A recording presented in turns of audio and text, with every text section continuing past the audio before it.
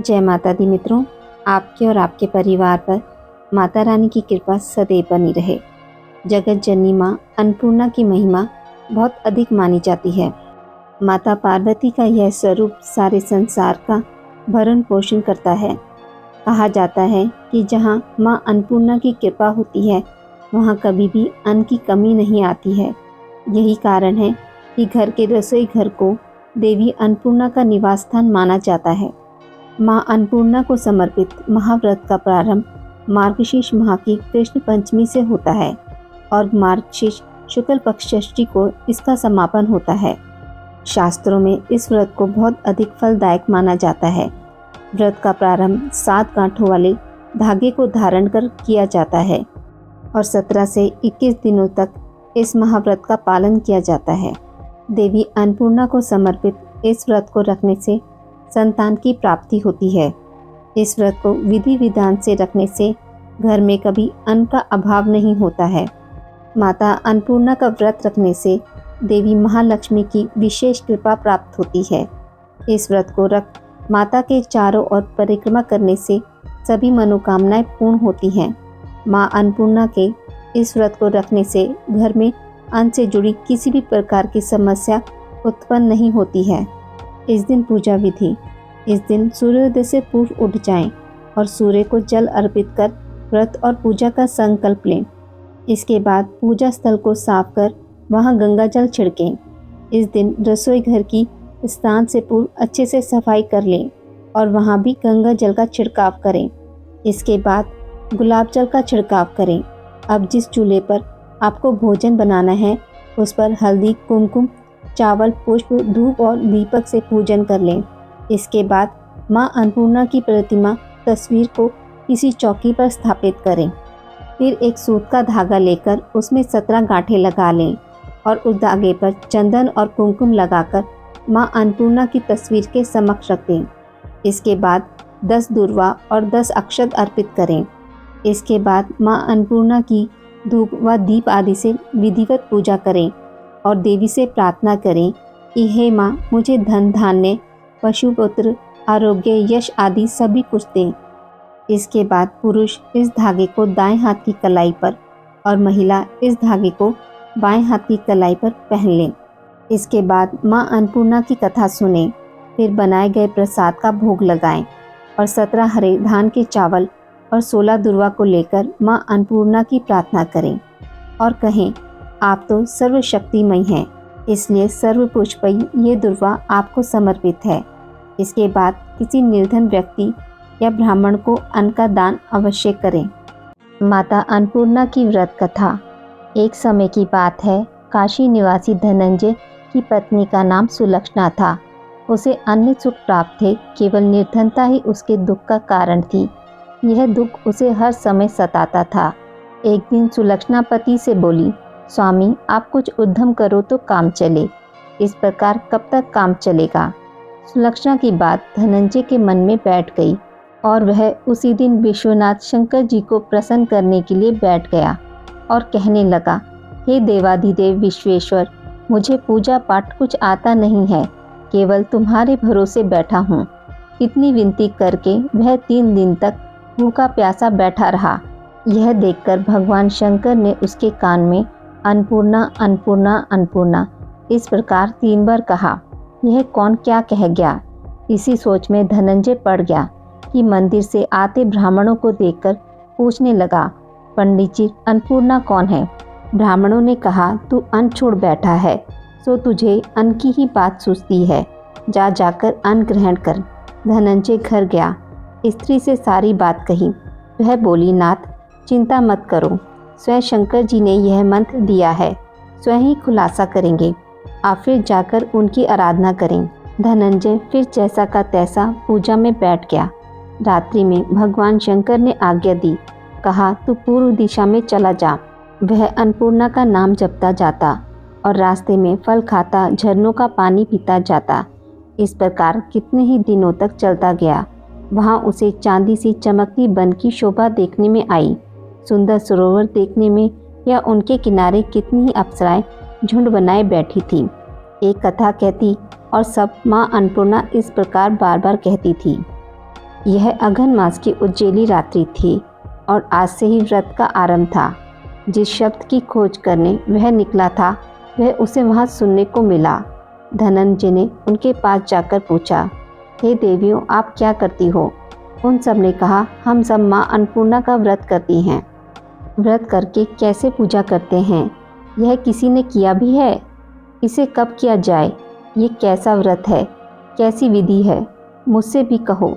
वे कहने लगी, इस व्रत को हर कोई कर सकता है। इस व्रत में 21 दिन तक के लिए 21 गांठ का सूत लेना चाहिए। 21 दिन यदि ना कर पाएँ तो एक दिन उपवास करें। यह भी ना बने तो कथा सुनकर प्रसाद लें। निराहार रहकर कथा कहें। कथा सुनने वाला कोई ना मिले तो पीपल के पत्तों को रख सुपारी या ग्वारपाठा वृक्ष के सामने एक दीपक को साक्षी कर सूर्य, गाय, तुलसी या महादेव को बिना कथा सुनाए मुख में दाना ना डालें। यदि भूल से कुछ पड़ जाए तो एक दिवस फिर उपवास करें। व्रत के दिन क्रोध ना करें और झूठ ना बोलें। धनंजय बोला, इस व्रत को करने से क्या होगा? वे कहने लगी, इसके करने से अंधों को नेत्र मिले, लूलों को हाथ मिले, निर्धन के घर धन आए, बांझी को संतान मिले, मूर्ख को विद्या आए। जो जिस कामना से व्रत करे माँ उसकी इच्छा पूरी करती हैं। वह कहने लगा, बहनों, मेरे भी धन नहीं है, विद्या नहीं है, कुछ भी तो नहीं है। मैं तो दुखिया ब्राह्मण हूँ। मुझे इस व्रत का सूत दोगी? हाँ भाई, तेरा कल्याण हो, तुझे देंगी। ले इस व्रत का मंगल सूत्र ले। धनंजय ने व्रत किया। व्रत पूरा हुआ। तभी सरोवर में से 21 खंड की स्वर्ण सीढ़ी हीरा मोती जड़ी प्रकट हुई। धनंजय जय अन्नपूर्णा कहता जाता था।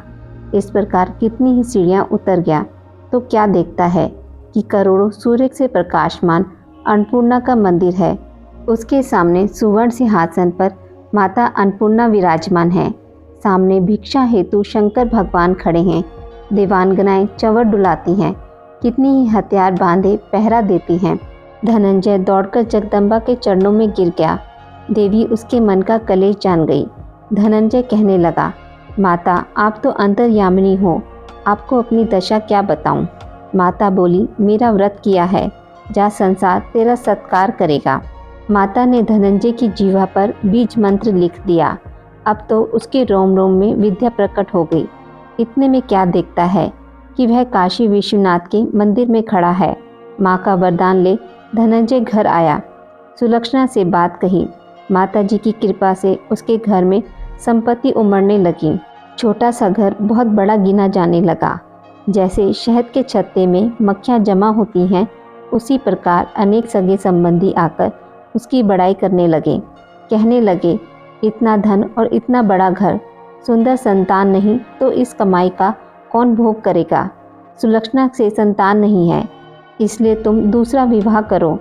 अनिच्छा होते हुए भी धनंजय को दूसरा विवाह करना पड़ा और सती सुलक्षणा को शोक का दुख उठाना पड़ा। इस प्रकार दिन बीतते गए। फिर अघन मास आया। नए बंधन से बंधे पति से सुलक्षणा ने कहलाया कि हम व्रत के प्रभाव से सुखी हुए हैं, इस कारण यह व्रत छोड़ना नहीं चाहिए। यह माता जी का प्रताप है जो हम इतने संपन्न और सुखी हैं। सुलक्षणा की बात सुन धनंजय उसके यहाँ आया और व्रत में बैठ गया। नई बहू को इस व्रत की खबर नहीं थी। वह धनंजय के आने की राह देख रही थी। दिन बीतते गए और व्रत पूर्ण होने में 3 दिवस बाकी थे कि नई बहू को खबर पड़ी। उसके मन में ईर्ष्या की ज्वाला दहक रही थी। सुलक्षणा के घर आ पहुंची और उसने वहां भगदड़ मचा दी। वह धनंजय को अपने साथ ले गई। नए घर में धनंजय को थोड़ी देर के लिए निद्रा ने आ दबाया। इसी समय नई बहू ने उसका व्रत का सूत तोड़कर आग में फेंक दिया। अब तो माता जी का कोप जाग गया।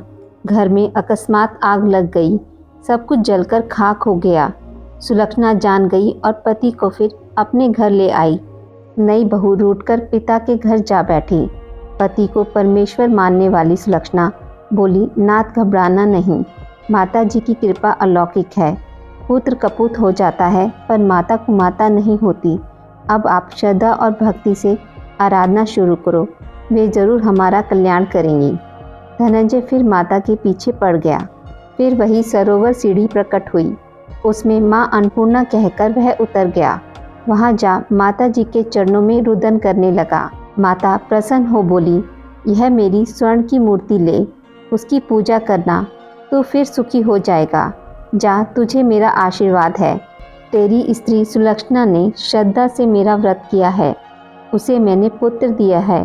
धनंजय ने आंखें खोली तो खुद को काशी विश्वनाथ के मंदिर में खड़ा पाया। वहाँ से फिर उसी प्रकार घर को आया। इधर सुलक्षणा के दिन चढ़े और महीने पूरे होते ही पुत्र का जन्म हुआ। गांव में आश्चर्य की लहर दौड़ गई।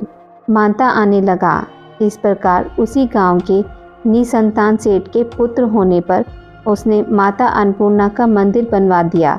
उसमें माता जी धूमधाम से पधारी, यज्ञ किया और धनंजय को मंदिर के आचार्य का पद दे दिया। जीविका के लिए मंदिर की दक्षिणा और रहने के लिए बड़ा सुंदर सा भवन दिया। धनंजय स्त्री पुत्र सहित वहां रहने लगा। माता जी के चढ़ावे में भरपूर आमदनी होने लगी। उधर नई बहू के पिता के घर डाका पड़ा, सब लुट गया। वे भीख मांगकर पेट भरने लगे। सुलक्षणा ने यह सुना तो उन्हें बुला भेजा, अलग घर में रख लिया और उनके अन्न वस्त्र का प्रबंध कर दिया। धनंजय, सुलक्षणा और उसका पुत्र माता जी की कृपा से आनंद से रहने लगे। माता जी ने जैसे इनके भंडार भरे वैसे सबके भंडार भरे। माता अन्नपूर्णा का 21 दिवसीय यह व्रत अत्यंत चमत्कारी फल देने वाला है। यह व्रत मार्गशीर्ष मास में शुक्ल पक्ष की प्रतिपदा से शुरू कर 21 दिनों तक किया जाता है। इस व्रत में अगर व्रत ना कर सकें तो एक समय भोजन करके भी व्रत का पालन किया जा सकता है। इस व्रत में सुबह ही घी का दीपक जलाकर माता अन्नपूर्णा की कथा पढ़ें और भोग लगाएं। अगर आपको मेरी वीडियोस पसंद आती हैं तो इसे लाइक और शेयर ज़रूर करें और मेरे चैनल को सब्सक्राइब करना ना भूलें। धन्यवाद।